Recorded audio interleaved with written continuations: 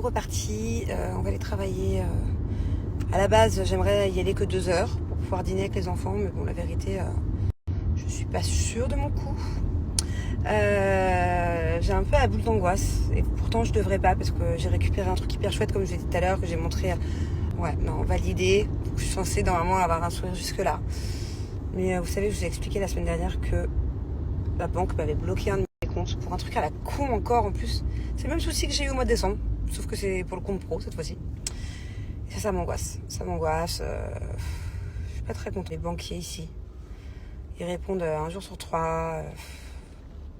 En fait, du coup, je suis angoissée par rapport à ça. C'est pas grave en soi, c'est pas inquiétant. Je sais que tout va rentrer dans l'ordre, c'est juste une question de jours, mais ça me saoule en fait. Ça me saoule d'être bloqué comme ça. Avec ce que j'ai vécu à Noël, je sais pas si vous vous souvenez. Juste parce que j'avais pas update. Comment on dit update en français, chérie? Mis à jour. C'est ça, mis à jour un papier. Et qu'on m'avait même pas demandé de le mettre à jour. Et ben ils m'avaient, vous vous souvenez, bloqué mon compte. Là, carrément, ils m'ont fermé mon compte. Genre, il faut carrément que j'ai un nouveau compte. Juste parce que j'ai pas mis un jour à papier. Mais si on me prévient pas, comment je peux le deviner en fait? Ça me rend ouf que personne ne m'ait prévenu.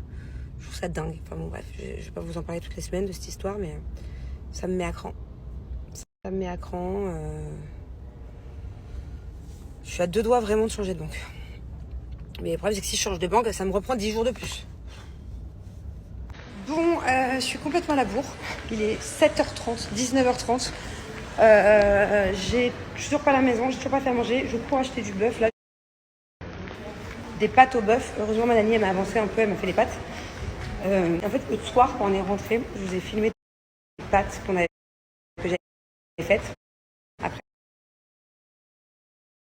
on avait trop faim et genre, on s'est trop régalé. J'ai fait une sauce à l'arrache, à moitié sauce barbecue, moitié sauce soja sucré, c'était trop bon, avec plein de fromage. Là, je vais faire pareil.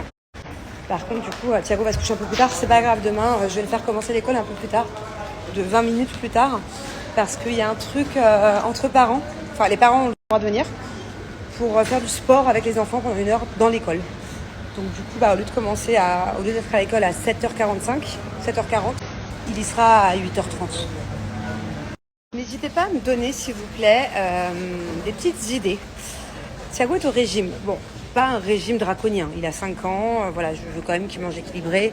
Il n'a pas mangé que des légumes, par exemple. Non. Ce soir, on se mange des bonnes pâtes. Il a fait du vélo tout l'après-midi. Mais par contre, régime goûter. Vous voyez ce que je veux dire? Au petit-déj pour l'école. Et je veux plus lui donner des trucs trop sucrés. Genre des crêpes au chocolat, des gaufres, des beignets, du pain avec du miel. J'ai besoin d'un peu plus d'équilibre dans ces moments de sucré. Donc ce matin, je lui ai mis des fruits et un yaourt Activia, par exemple. Bon, donnez-moi des petites idées qui sont pas trop caloriques et surtout pas trop sucrées, si vous avez.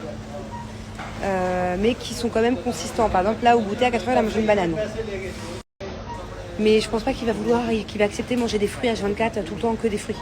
Donc si vous avez des petites idées de choses qui sont moins caloriques que des trucs full chocolat. Par contre, je vais aussi lui donner quelques petites barres de céréales Cat Lion par exemple. Je sais qu'elles sont pas très caloriques et qu'elles sont très bonnes. Ça c'est une option aussi.